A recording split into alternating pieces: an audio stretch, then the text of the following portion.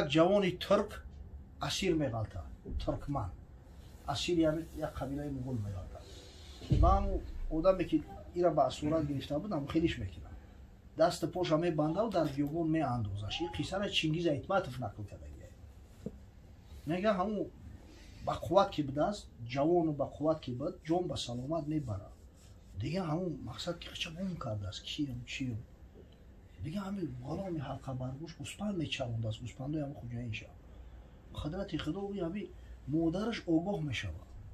زنوی ترک بسیار با غیرت هم اسوار و جسور هم مادرش آگاه میشود میویا ادریسش میگیره اگه پیش بچه‌ش میگه که بچه‌م بگیرم قدیم بگریزونم وطن برام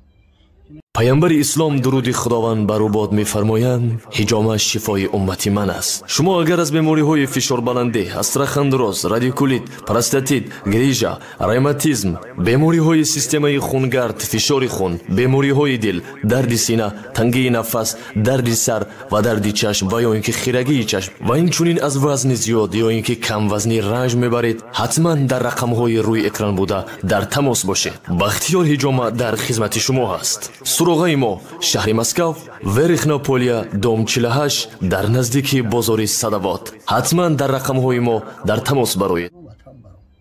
میگن نزدیک نیو که میکشم تیر خطی میزنم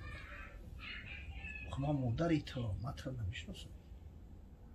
فقط اون خوجای چی ارزو داری بچم میگه ارزو دارم که همون خوجای ما هم تلپکش پدر کم در این همه ارزو داره در امری سرش نه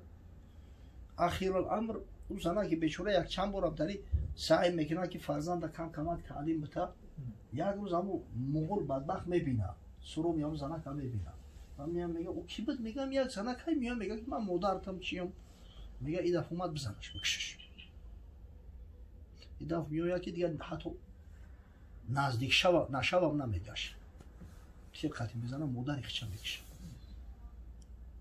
خدا نگه داره شخصی که تاریخ ندونه منقول کردنش بسیار آسانه نمیشه منقول بکنم میتونم پروردگار مساعدت کنه که تاریخ اسلام تاریخ من دیاری خدمونه تاریخ خدمونه مسلمانان خوب باید خد کنم بدونم اگر همین گذشته تکی ندونیم با گذشته خودت افتخار نداشته باشی آیندت هرگز دگرگون نمیشه باور کنید این چیز یک مسلم است ولی همین میگن قوای جسمانی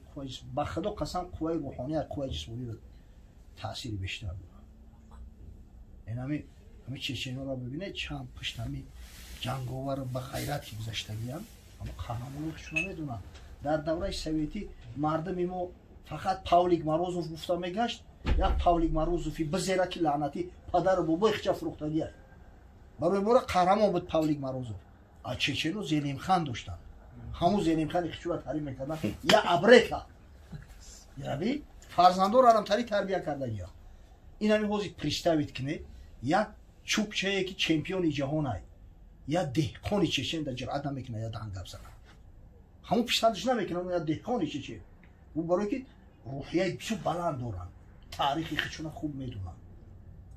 برای یورا مثلا در همتری موضوع پس کردن ز پدلو است همین قوت روحانی قوه روحیه همیشه از قوه جسمانی بالاتر میسته خداوند محفل خیر بگن آمین این طفلکی را که سبب بیرون اومدن این اثر این دسترخوان گشته است از جمعی بلا و گزند آزاد خوب صالح و کمال ابن حجر اسقلانی میگه اگر چند روایات زیاد میگن اما قولی درست و صحیحش هم میگه فرزندای افرا کشتنش ابنا افرا دو پسر افرا نام یکیش معاذ است نام دیگرش معویز فرزندای افرا انا اما در همین صحیح بخاری یک روایت دیگر هم اومده است انا یک شخصی را با نام او را معاذ نام داره والله علم معاذ ابن عمر ابن جموح او را میگه که همین گفتم که همین کی را ابو جهل نشون دادن گفتن این بدبخت بسیار همطوری در کارزار زور است بسیار شورانگیز است و میگه همین اومدم نزدش میگه همین و همین شمشیر میگه که در همین بندی پشت زدم همین پشت قطع کردم نمیگه که پسرش اکریمه پیدا شد اکریمه میگه یعنی ضربه قطعی همین شمشیر قطعی زد میگه در بندی دستم زد میگه دستم کشول شد دست کشول شد تصور کنید در وقت جنگ میگه همون دستی کشول بسیاری وقت که خلال رسول همون را گرفتم میگه با موزم چه قیدم در زمین کندم میشم میگه پوزشم بچه این یک پرستوید که نشما او را به این مردم امروزه دیگه پیوز کرده میشه یا الله حتی در یک روایت اومده است که میگه هر دو معاذون از حضرت صلی الله علیه و سلم اومدن که ما انا ابو جهل کشتی و حضرت گفت که یکیش همون معاذ ابن عمرو ابن جموحه یکیش این معاذی انا پسری افرو انا و حضرت صلی الله علیه و سلم گفت که کو شمشیراتون نشون بدین شمشیرا نشون دادن هر شمشیر خونولو های گفت هر دو کشتگی اما همون چیزی که رجال شناسای معروف اسلام از جمله ابن حجر اسقلانی اینا ابن عبدالبر یا خلاصا میکنن میگن درسترش چیزی که در صحیحین اومده است که همون ابن افرا فرزندای افرا کشتگیان افرا سه پسر داشته است هر سهش در همین جنگ شرکت میکنن معاذ و معویزش همون ابو جهل لعینت غلطوندن کشتن به این معنی که دیگه شتر غلطید حرکت کردن نمیتونست اما کلاش عبدالله ابن مسعود بریدگی رضی الله تعالی عنه حضرت بسیار جور دیدگی ای دست همی کسوفتی ابو جهل یک دیدش همی ابو جهل شنو اومد هم بلوی سینه شیشت سرش برداشت گفت تو کی؟ گفت من عبدالله ابن مسعود بچه چوپون بچه بسیار بلندی بد برمده گفت دولی چوپون بچه کلت هم گسپه آوری میبره اول میگه با شمشیری خودم کزدم که نبرید شمشیری کسافت اخچه گرفته میگه تیستر بود من کلاش بریدم میگه گرفتم همین جنگ بعد داشته بله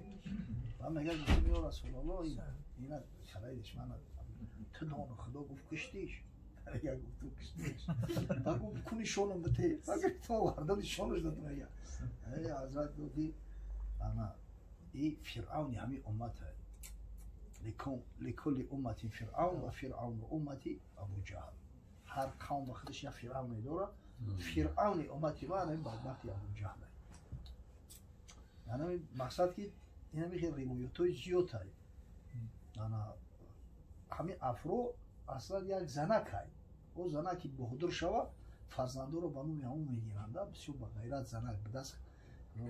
سه فرزندش در همین جنگ قهرمان شده بودند یک نفرش هم میکشن یکیش به نام عوف یا به نام عوزی در بعضی روایات عوز اومده است در بعضی روایات عوف همیش در جنگ شهید میشه خدا رحمت شه یا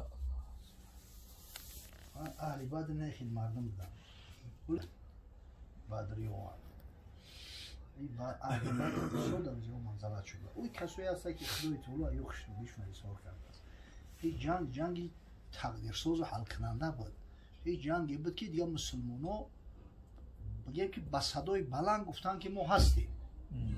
ما هستیم دیگه سنم اینه ده شیطت سا انا این مقصد این بله 300 چند نفر بودن اشتراکی جنگ بعد در تاریخ اومده است از 313 تا 317 نفر هم بین دیده نوموشو هستن یورا که بعد جنگ کرده گیا نوموشو در تاریخ اومده نخست پیروزی دوم هم یا؟ بله نخست پیروزی بزرگترین پیروزی نخست پیروزی بله این خیلی این بعد جنگی بود که دیگه تمام عالم عرب لرزون دیدن که مردم عادی نیستن پراتیکوشون بسیار بوده یا خیلی هزار نفر زیاد مقابل بدلیو دشمنو بله 1000 نفر بود در ابتدا از این زیادتر بودن 1300 نفر بودن اما یک گروه شرکت نکردن یک گروهش به عقلی کردن گفتن که همین کاروان خلاص شد قطعی که جنگ کنه موقعی خفا گشتن رفتن اما اون کسوفت ابوجهل دیگه روش آمهن کرد که تو نریم جنگ نکنیم غلبه نکنیم در جای غلبه مو 3 روز نبستیم شتر نکشیم نخریم نمیاییم قسم یاد کردم بودی بدبخت که خداوند به سزای عملش رسوند